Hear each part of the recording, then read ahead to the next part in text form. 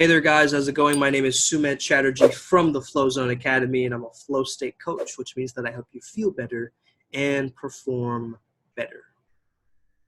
Today, I want to speak to you about challenging your limiting beliefs and self-talk. So, a lot of the times we have a self-talk that isn't even our own self-talk. It's been influenced, it's been manipulated by society, culture, different situations, traumas, parents, teachers, friends, whatever it is, different situations and experiences have molded us to create a kind of self-talk for ourselves that is actually supposed to be extremely protective of us.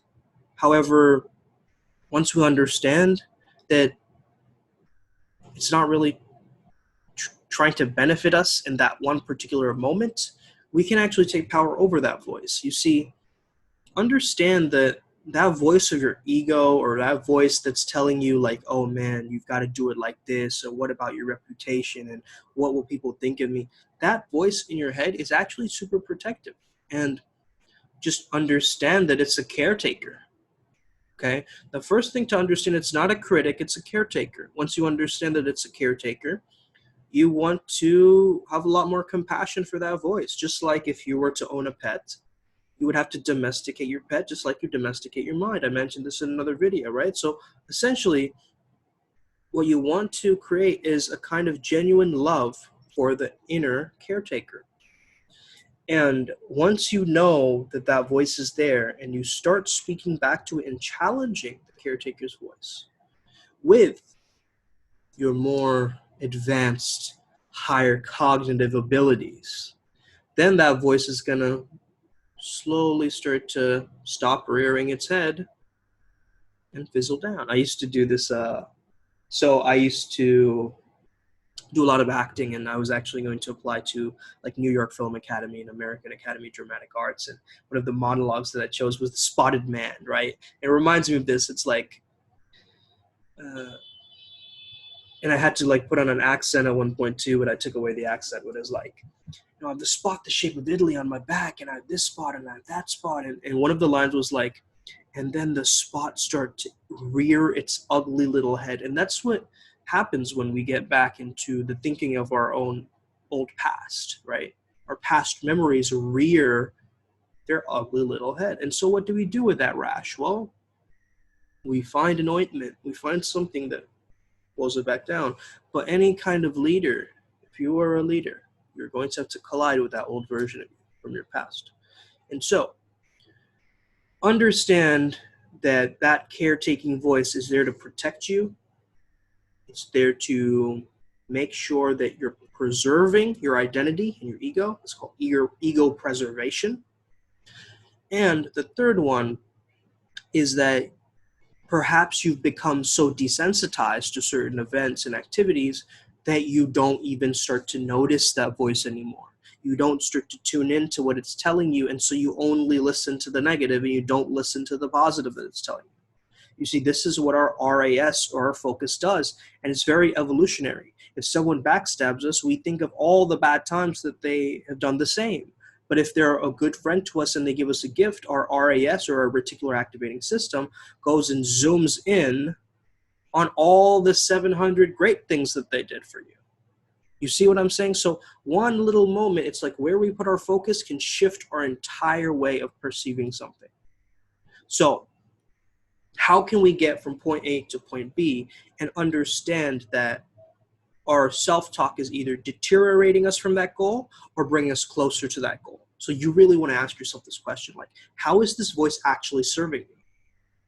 In a way, like maybe I want to avoid things so that I can find much more time to do the inner work. Or maybe it's doing it, but again, let's get rid of the justifications and excuses and actually focus on taking a right or a correct, effective action towards solving the thing. Okay? So the voice, the internal dialogue, sometimes gets dialed down by just you putting the focus on what is important to you. And that is doing the work, getting into the flow state. All right? If you have a voice in yourself telling that you can't flow, by all means start flowing, and that voice will disappear. Okay, I kind of reinterpreted that. Was it a Picasso or maybe it was a Van Gogh quote? right, of painting. So understand that that voice in your head is there to support you, is there to protect you, is there to preserve your ego. So, but if you want any kind of transformation or breakthrough, you're going to have to challenge that voice. For instance, if that voice is telling you, and I like to change the pitch up so I can differentiate and actually spot that voice, right? And see, oh, this is a voice different to me. So if it's like, I'm not good enough, I'm like, good enough for what though? Good enough to be me? I'm the best at being me. I don't know what you're talking about. Okay. That's one way to challenge it.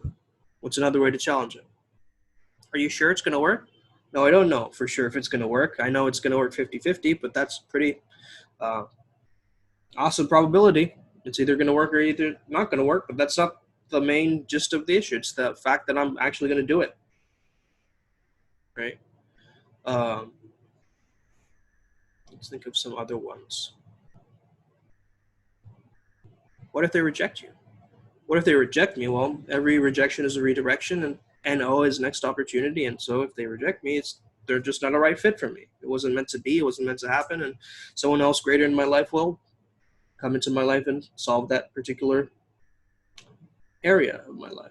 Not that I'm looking for people to solve areas of my life, but it's bound to happen. Are you sure it's going to work out?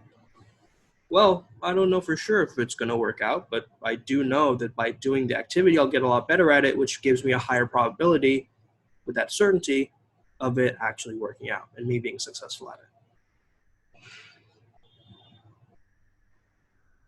But what if they make fun of you? If they make fun of me, that's more to do with them than to do with me. If they make fun of me, that's too bad for them. I mean, honestly, that's awful that they're making fun of me in the first place. What if they call you ugly? Well, I think that's an ugly thing to say. Like, call you ugly. I mean, what are you that, debilitated by looks as the main kind of standard? Are you that superficial that you want to worry about someone's looks like that? Like, come on now. What if they say you're too fat? Man, like weight can always be lost, it doesn't matter if they call you fat or not. I mean, it's the truth. I mean, I am getting a bit overweight, but that doesn't mean that, I have to react or respond to that. It's just what it is, man. I'm a fat guy. I like being fat. I like food. This is how you have to retrain your self-talk. First space of acceptance. The acceptance has to come in, and I would actually think of all of the comebacks, all of the things that people can say to upset you. Write down every single one of your triggers, or every single one of your resistances, or every single one of your objections, and write it out, write it out, write it out. If you're an old person and maybe you say, oh, you're too old for me. Maybe you've heard that over and over again. Write that down. And then work on things that you can say as a result of that. Keep some word ammo in your arsenal. You can't just go into this unarmed. You know what I mean? Like communication is an art form. And if you just let your communication just whift and like drift away and just like kind of leave it up to chance, you're not going to have this kind of proper and sharp level of communication that can cut through a diamond. But if you do have that, all the skill sets are there, all the tools are there, and it's just more about a sense of just necessity and a push and a willpower and an understanding that like, oh man, I've got to do this thing. Otherwise it's not going to really align to my best self and in my best life. Then yeah, that's going to be incredibly beneficial for you. Right. So in terms of your self-talk, you really want to understand like, okay, this caretaker is trying to take care of me, but it doesn't know me like I know me.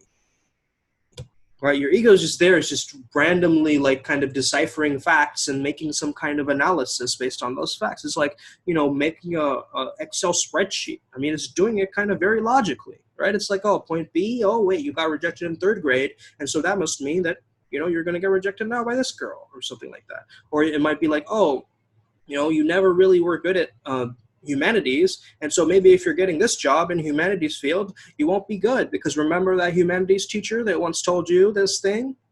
It's like that's how the mind constructs different things, and the mind creates and the heart desires. So in order to create what you desire, you have to have your heart and mind work together in synergy. You can't have them fighting all the time.